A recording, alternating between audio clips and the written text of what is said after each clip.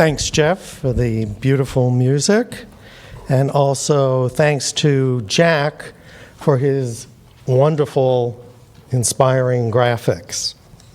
So good morning, everyone. It's another beautiful day, unexpected beautiful day for June here in the desert. So welcome to the Unitarian Universalist Church of the Desert, whether you are here in person or participating online. I am Stephen Toperov, and I am your worship associate this morning. Before we begin, please take a moment to silence your cell phones. That'd be appreciated. And as we begin, we acknowledge that we are on the historic homelands of the various bands of Cahuilla people, and we honor the unique relationship that we hope emerges between our community and the indigenous people and their traditional territories. Let this acknowledgement serve as a reminder to recognize, honor, reconcile, and partner with the Cahuilla people whose land and water we benefit from today. In this congregation, we welcome people of all sexual orientations and gender identities, of all ages and sizes, people of all economic statuses and professions, and of all physical and mental abilities, people of all races and ancestries and cultures. We welcome you wherever you are from, whoever you love, whatever your immigration status or civic engagement. We welcome all those who will learn and grow with us as we commit together to embrace the rich and beautiful diversity of the world and to build a community centered in justice, compassion, and love. You are welcome here, and we're glad you're with us this morning. At this time, we would like to take a moment to greet any newcomers or visitors. If you were here for the first time and are comfortable, we invite you to stand or to raise your hand, and an usher, or in this case, Revian, will come to you with a microphone. Right now, please just share your name and where you're from. After the service, we can get to know you better at the coffee hour. So anybody, any visitors, newcomers? Good morning. My name's Sam, and I live in Palm Springs. I'm the evil half of this partnership, and my name's Maureen, and happy to be here today. Welcome. Welcome. I'm Chris from Palm Springs. Welcome. Hey, welcome. Anyone else? Okay. Well, we're glad to see you here today. And if you would like to be on our email list to learn more about us and our programming, please contact us at admin@uucod.org. That's admin, A-D-M-I-N. Or you can visit our webpage at uucod.org. We have no announcements this morning, so we're moving on. Now let us begin our service with the ringing of the Tibetan bowl and listen to our music for centering.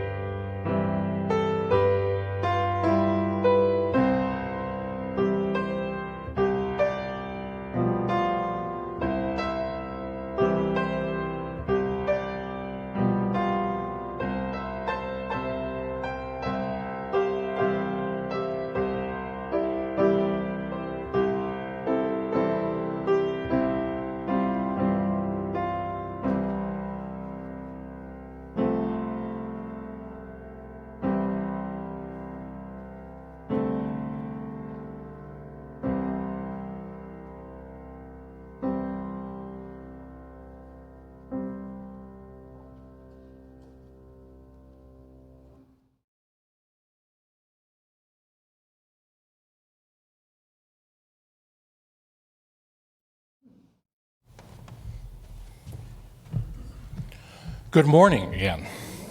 I am the Reverend Ian Riddell, and I have the honor and joy of serving this congregation as its minister. However you found us, however many times you've been here with us in person or online, welcome. We are a congregation and a tradition that celebrates the richness and beauty of individual lives and commits to working together to weave a tapestry made stronger and more vibrant by our collaboration and by our sharing of our lives and our visions for a thriving future of us for all life. My colleague Judith Mannheim reflects on how we come to our communities like this each week. We gather together in this space to honor and understand our lives. We bring our pasts and would share them, our dreams and would express them. We use words, song, silence, and gesture. Words cannot define our lives, but they enable us to reach out to each other, to tell and to listen, that we may be renewed, connected, unburdened. Think with wonder of the lives of those around you, for from wonder into wonder, existence opens. With this wonder in our hearts, let us gather to worship together today. And as we begin, I invite you to rise in body or in spirit as we sing our opening hymn together, Calm Soul of All Things. It is number 88 in your hardcover hymnal, or the words are on the screen. Please rise in body or in spirit.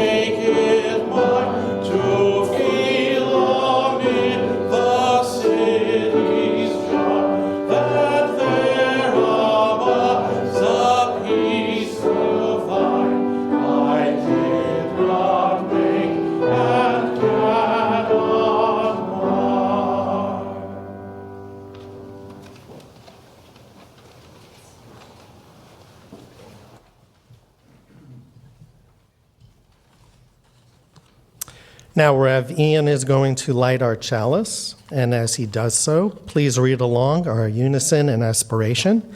The words are on the screen. May love be the spirit of this church. May the quest for truth be its sacrament, and service be its prayer. To dwell together in peace, to seek acknowledging freedom, and to help one another in fellowship. This is our aspiration. And I would like to ask Julia Alberg-Bergbank to come up to light the BIOPOC candle. And please read along. We light these candles in solidarity with Black, Indigenous, and other people of color as we journey together towards spiritual wholeness. May we as a beloved community work to dismantle racism and all forms of oppression. May we live out our principles so that justice, dignity, and equity for all prevail. So today's readings come from the Tao Te Ching, a classic Chinese text written about 2,600 years ago. We credit a person named Lao Tzu with this work, but we believe that he didn't invent these ideas and admonitions, but that he is responsible for collecting and collating wisdom of well-known traditions of his day into this short, often terse but profound collection of verses. The Tao Te Ching has been translated into English dozens of times over the past 150 years or so, and today's readings are from the translation by Derek Lin, who is a Taoist scholar. So there are 81 chapters. So from chapter 63, act without action, manage without meddling, taste without tasting, great, small, many, few, respond to hatred with virtue. Plan difficult tasks through the simplest tasks. Achieve large tasks through the smallest tasks. The difficult tasks of the world must be handled through the simple tasks. The large tasks of the world must be handled through the small tasks. And from chapter 78, nothing in the world is softer or weaker than water. Yet nothing is better at overcoming the hard and strong. This is because nothing can replace it. That the weak overcomes the strong and the soft overcomes the hard, everybody in the world knows, but cannot put it into practice. And finally, from chapter 79, after settling a great dispute, there must be remaining resentments. How can this be considered good? Therefore, the sage holds the left part of the contract, but does not demand payment from the other person. Those who have virtue hold the contract. Those without virtue hold the collections. The heavenly Tao has no favorites. It constantly gives to the kind people. At this time, I would like the ushers to come forward for the collection to support the programming and good work of the church. And those at home may contribute through the virtual offering basket that is included in the order of service that was emailed to you earlier. Thanks in advance for your generosity. Thank you, Jeffrey, and thank you all for your generosity in support of this thriving community. I also want to share that I don't think that Lao Tzu meant that those collecting the offering were without virtue. So I do want to say thank you to our ushers and make sure you didn't hear it that way. Love to Brian. And I want to light a candle of gratitude and joy and appreciation for this community, and especially for those who are members of the Contract to Call Committee, for all of the hard work you've done over the past few months that led to last week's decision to call me as your settled minister. I am so deeply grateful. I'm just deeply grateful for the work that team and your board put in, extra hours outside of what we saw, and grateful for all of those of you who brought your voices to the table, who shared your thoughts and feelings and hopes for this congregation. I am honored and humbled and really grateful to be part of you for a longer period of time now. So thank you for that. And there are those joys and those sorrows that are too tender, too fraught, too small, too frightening to yet be spoken aloud. We carry those in our hearts still. We carry those in our minds and spirits. We carry those, I know, in our bodies, but they are not spoken aloud. And so we pause now for a moment of quiet in this chaotic world, this world where the news each day makes us angry or makes us hopeful, and there is so much of it, and yet we cannot look away, but we know that we need a place of quiet. And so we invite all of you to be here today with us and breathe deeply into the quiet of this space, to lay down the outside world. Just put it on hold. It will be there when you come back to it. Put it on hold and breathe into the quiet of this space. This calming space, this connecting space, this community grounded in love, this community that knows that even in our imperfections we are beautiful. This community that knows that building trust and hope and vision with each other is our path to possibility. And so we breathe in the quiet of this space and hold our own hearts, hold each other's hearts as we rest in the love that is broader and deeper, more complex and more pervasive than we can ever know. We rest together in this community and in that love.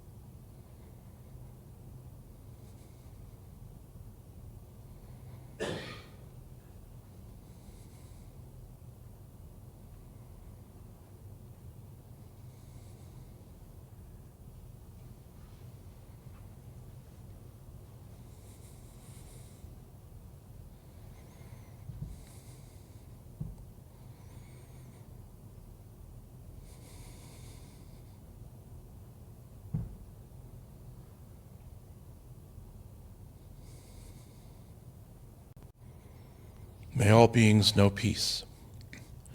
May all beings know an end to suffering. May all beings know love.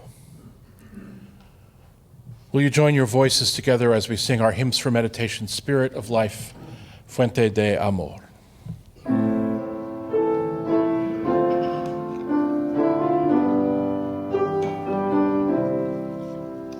Spirit of life, come unto me.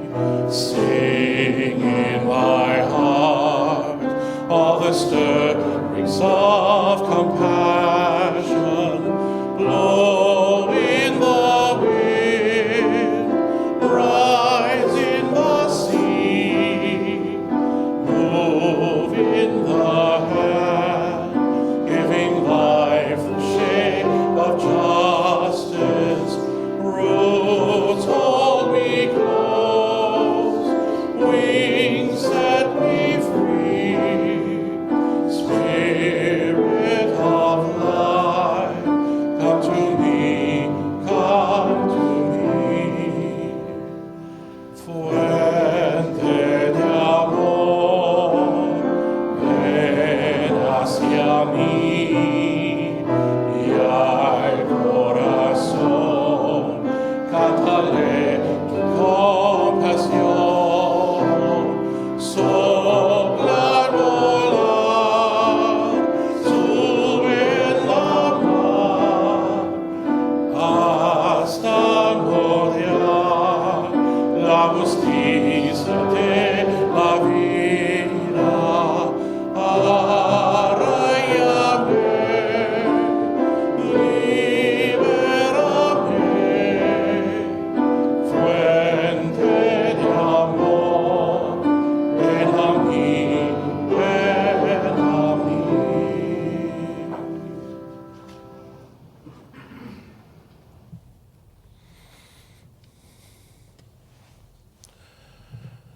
The Tao that can be spoken is not the eternal Tao.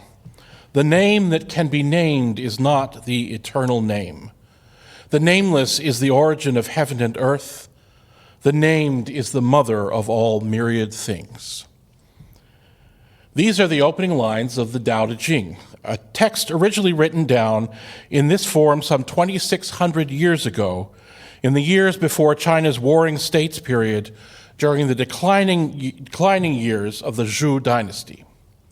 As Stephen shared, we are pretty sure that a person named Lao Tzu didn't compose this text and its ideas out of his own mind, but rather that it's a condensation and organization of prior wisdom. Taoist legend tells a story about a gatekeeper or a border guard stopping an old man leaving the Zhou territory and recognizing him as a famous counselor for the rulers of the land Li Er, also known as Lao Tzu, the old master. The guard was awed by his illustrious guest and offered him tea. and asked if he would consider writing down what he knew about all the wisdom in the ruler's library and the advice that he had given the ruler. Legend tells that when the old man wrote out what has come down to us, as the Tao Te Ching, the guard was happy. According to Derek Lin, Lao Tzu summarized existing ideas and teachings to create an overview of prevailing concepts. What we know from history as opposed to legend is a little more complex, of course. It is known that an earlier version of the text that we have was written around this time, but it was added to by various scholars and teachers over the years that followed. What we have today is thought to come from the 1st or 2nd century CE and is a consolidation of the known versions by a scholar known as Wang Bi. And the translations that we have now are based on 2 manuscripts or documents discovered through archaeological exploration. Now, these 2 versions have minor differences throughout, and one major difference, the order of the 2 halves of the text is swapped. I'm not going to go into any more of the discussions around what word goes where, but I wanted to share with you the context of what has come down to us. The Tao Te Ching, as Stephen said, consists of 81 verses or chapters, some just a few lines long, none longer than a page. In some ways, it is a manual for being a virtuous leader. In other ways, it offers suggestions for the living of a life in harmony with the Tao, the underlying way of things. In his introduction to his translation, Derek Lin writes, "The original conception of Tao was simply the observation that reality has a certain way about it. This way encompasses all of existence, life, the universe, and everything. A Christian, he says, might call it God's will. An atheist might call it the laws of nature. These are labels pointing to the same thing. And Tao is simply the most generalized label imaginable, applicable to all perspectives." Now, many on encountering the Tao have complained or expressed that the Tao Te Ching is obtuse and confusing, act without acting, taste without tasting. But those who champion it are clear that it requires time and effort and humility to find one's way into its understandings, not just about the nature of the universe, but about our path through it. Derek Lin continues, "The ultimate purpose of the Tao Te Ching is to provide us with wisdom and insights that we can apply to life. If we cannot do that, then it doesn't matter how well we understand the passages," he says. "The true Tao must be lived." Now, I first encountered the Tao Te Ching as a ratty Penguin Classics paperback that I found at the College Auxiliary Book Fair fundraiser in my first year at university. It came home with me in a pile that included a bunch of Christopher Isherwood and E.M. Forster, and I'm now sad to say, one short book by Ayn Rand that didn't last long in my library. I'm also sad to say that the Lao Tzu didn't really catch me deeply at first. I think I was much more taken with Walden Pond, which I was reading for a class, and by getting all the reading done for my other courses. It stayed on my shelf, though, until just recently when it was replaced with a digital version.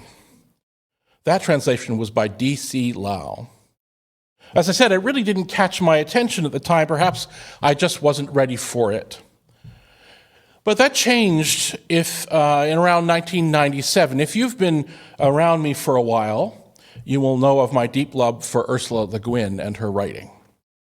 Well, in 1997, she published her version of the Tao Te Ching. She was very clear that it was a version and not a translation. She relied on the works of other scholars and translators and a symbol-by-symbol direct translation to craft her version. As a child, she had discovered the Paul Karras edition from 1898 in her father's library and had become deeply fascinated by it. As you read her works, especially those written in the 70s and later, you can see a growing influence of Taoist thinking and perspective in her work. It's explicit in works like The Lathe of Heaven, which was named after a phrase in another Taoist work. But you can see the influence of the centrality of balance and the interplay of opposites and kindness in so many of her works. Her version begins, "The way you can go isn't the real way. The name you can say isn't the real name. Heaven and earth begin in the unnamed, names the mother of the 10,000 things." Of the text, she writes, "The Tao Te Ching is partly in prose, partly in verse, but as we define poetry now, not by rhyme and meter, but as a patterned intensity of language, the whole thing is poetry. I wanted to catch that poetry, its terse, strange beauty. And so I began to explore a little more, reading Le Guin's version, noticing it in her fiction, reading other versions. But it was during the beginning of the pandemic, the year between finishing at First UU in San Diego and beginning as your assistant minister, that I really began to explore more deeply, searching for grounding as I wondered what ministry and leadership might mean in these challenging times. I've shared with you that I use the practice of Lectio Divina, intentional reading and meditating and pondering texts each day, as a practice of centering and deepening my connection to Spirit. This past year, the Tao Te Ching has been the focus of that reading practice, both Le Guin's version and that of Derek Lin, which is a more intentionally scholarly translation. Each day I've sat with part of the text and have found challenge and awareness and reassurance. As I said earlier, the Tao Te Ching can be read to be focused on the work and way of individual leaders and wisdom seekers, on the way an individual might craft a life in tune with the deep way of things. But this past year, I've found glimpses of guidance for communities intentionally gathered for collective transformation. And I want us together to take a look at a few of those passages, the ones Stephen shared earlier, and explore them out loud with you to see what they may point to for a community like ours or for your hearts. And so we're going to do a little bit of very abbreviated, very modified Lectio Divina. Lectio Divina means sacred reading, and it was developed, a version of it was developed by Christian monks as part of their devotional practice. They would read, of course, biblical scripture. I tend to use a variety of things, and so today we're going to ponder some passages from the Tao Te Ching together. I'm going to read them to you slowly, and then we'll pause for a short time of quiet. And then I'm going to share a little bit of what comes up for me in these texts, and I hope that you will find time after service to talk with each other a little bit about what comes up for you. If we were doing this in a smaller group, we would all share, but that's a little difficult with this many people in the room. So I hope you will share with each other. We'll start with verse 63. So I just invite you to be quiet in your seats, comfortable. I will read it to you a little slowly, and then we'll pause for some time, and then I'll share some brief reflections. Act without action. Manage without meddling. Taste without tasting. Great, small, many, few. Respond to hatred with virtue. Plan difficult tasks through the simplest tasks. Achieve large tasks through the smallest tasks. The difficult tasks of the world must be handled through the simple tasks. The large tasks of the world must be handled through the small tasks.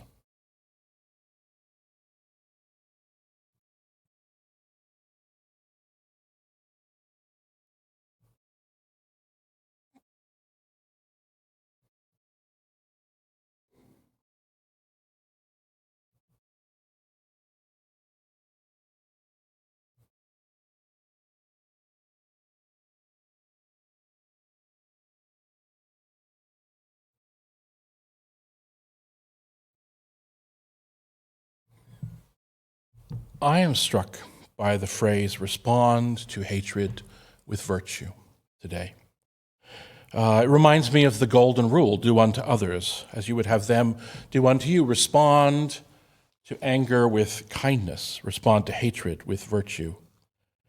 It brings to mind for me a scene from the beginning of the third season of the television show Ted Lasso.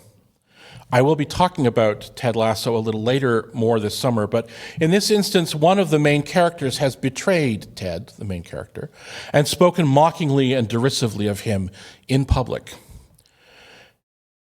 Others around Ted are imploring him to fight back and respond in kind, and Ted chooses not to. He chooses to respond with self-deprecating humor, generosity, and kindness. And that choice has deep and profound impact on so many of the people and the relationships on the show throughout the following episodes, a positive, transformative impact, and you can see it played out again and again as other characters respond to anger with kindness. It is the choice to respond with our best selves and not react in anger is what is being suggested here. It is not a choice to not respond. It is not a choice to not speak up about hurt or anger or pain, but it is a choice to respond with kindness. As for the talk of difficult tasks, we can so often, I think, get caught up in the large view, the big picture, and that's important. The large view, the big picture are very important, but we don't get there through only large actions. Every small action, each little step along the way deserves our care and our attention.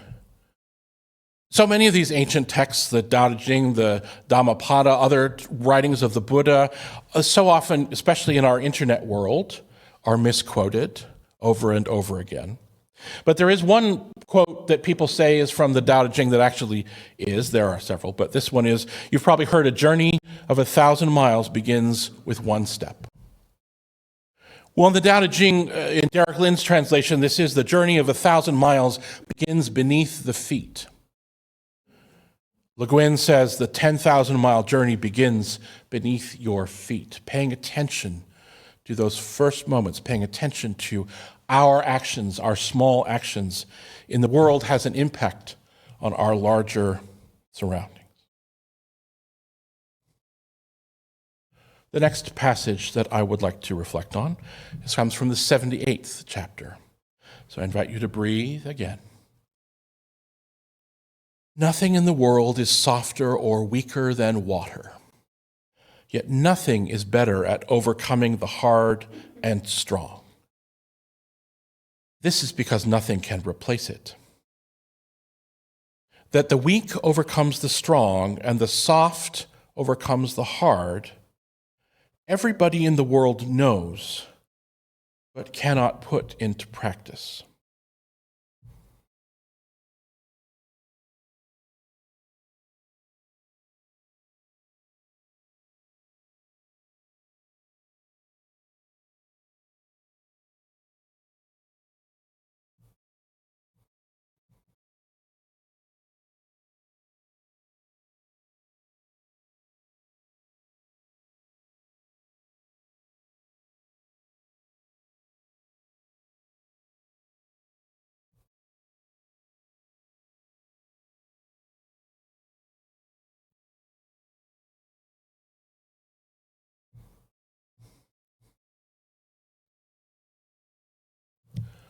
Language about water and its overcoming of the strong, hard things comes throughout the Tao Te Ching. Language of the soft overcoming the hard, language of the living overcoming the dead, language of the gentle overcoming the fierce shows up all through this language.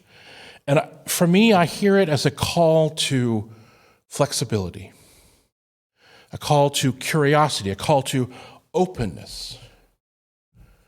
As a leader, I hear it as a call to curiosity and openness. As a member of a community, I hear it pointing me towards thinking about the ways that a community might respond to calls for change, might respond to the changing needs of the world. It feels like this is the antithesis of petrified practices.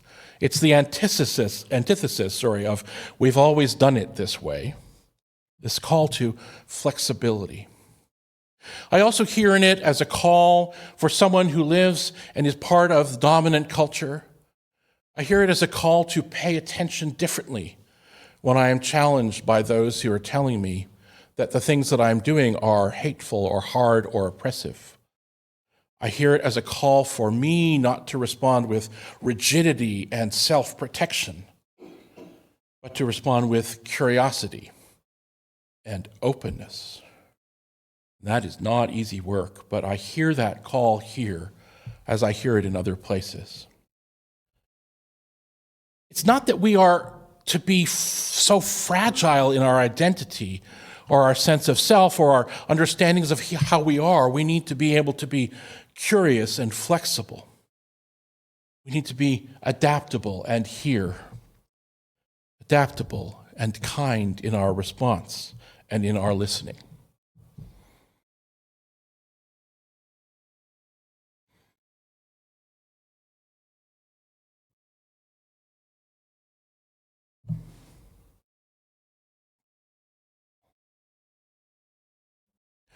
Before I read the next passage, I want to invite you to know a little bit more about ancient contracts.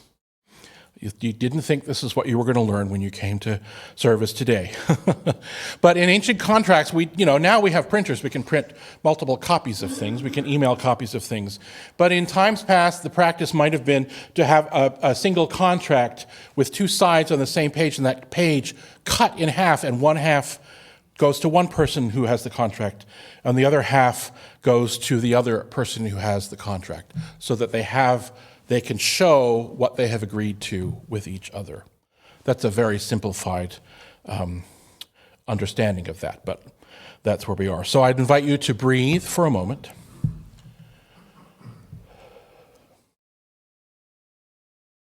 After settling a great dispute, there must be remaining resentments. How can this be considered good? Therefore, the sage holds the left part of the contract, but does not demand payment from the other person. Those who have virtue hold the contract. Those without virtue hold the collections.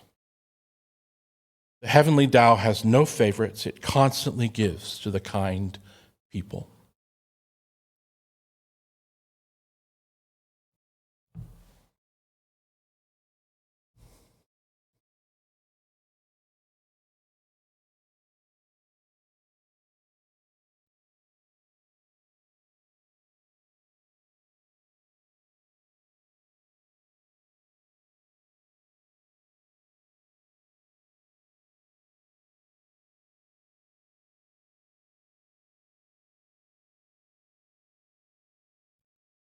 When I hear these words today, I hear it saying to me, don't spend your days demanding that others live up to every letter of your agreements. Rather, concentrate on living your part of them. I don't hear it as a call to passiveness. I don't hear it as a call to have no expectations of each other. I don't hear it as us being asked not to speak up when harm is done, or fault has happened, or not to be truthful in the face of lies or hatred. I don't hear that. I hear that I am being asked not to be petty. I am being asked not to make all of my relationships transactional, but to be rigorous and honest and diligent in living out my part of the bargain, my part of the covenant that we have together. To take the commitments that we make to each other, the covenants that we build seriously in my life, and to strive to live them out in each moment. Not to ignore the needs of others, not to belittle others for asking me to change, not to respond with hardness or anger when I'm asked to pay attention to my behavior, but to hold our covenants, our agreements with each other seriously and intentionally.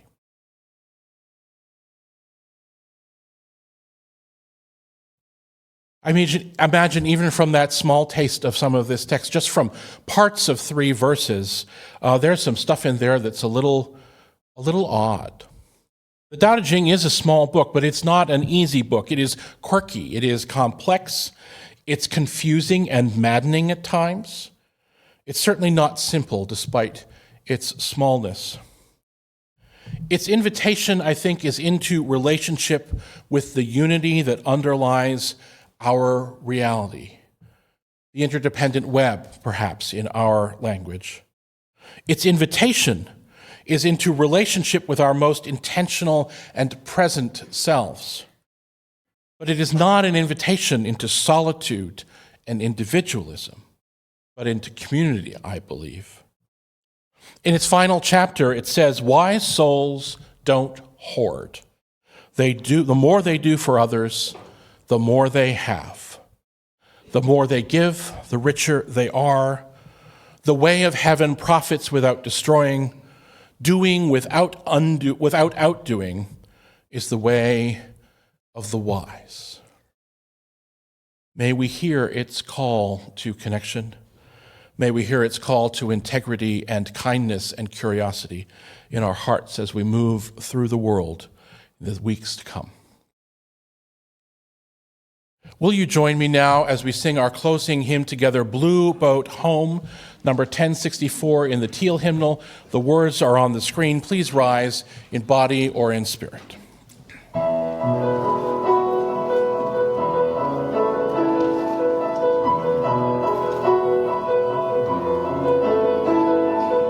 Though below me I feel no motion, standing on these mountains and plains, far away from the rolling ocean, still my dry land heart can say, I've been sailing all my life now, never harbor or port have I known, the wide universe is the ocean I travel, and the earth is my blue boat home. My sail and moon, my rudder, as I plod the starry sea, leaning over the edge in wonder, casting questions into the deep, drifting here with my ship's companions, all ye pilgrim souls, making our way by the light of the heavens in our beautiful blue boat home. I give thanks to the waves upholding me, hail the great winds urging me on, briefly infinite seas before me, sing the sky my sailor's song. I was born upon the fathoms, never harbor or port have I known, the wide universe is the ocean I travel, and the beautiful blue boat home.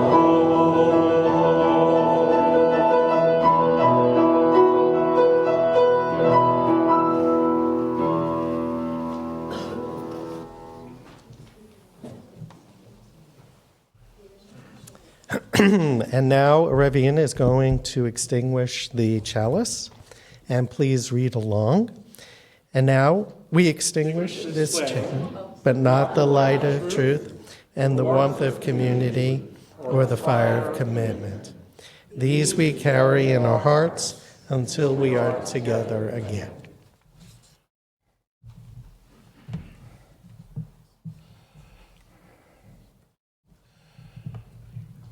I want to close with these words from the Tao Te Ching, translated the version by Ursula Le Guin.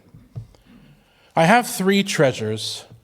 I keep and treasure them. The first, mercy. The second, moderation. The third, modesty. If you're merciful, you can be brave. If you're moderate, you can be generous. And if you don't presume to lead, you can lead the high and mighty. But to be brave without compassion, or generous without self-restraint, or to take the lead is fatal. Compassion wins the battle and holds the fort. It is the bulwark set around those heaven helps. Compassion wins the battle. My friends, with compassion and mercy and modesty in our hearts, I invite you to go in peace, to love and serve the world.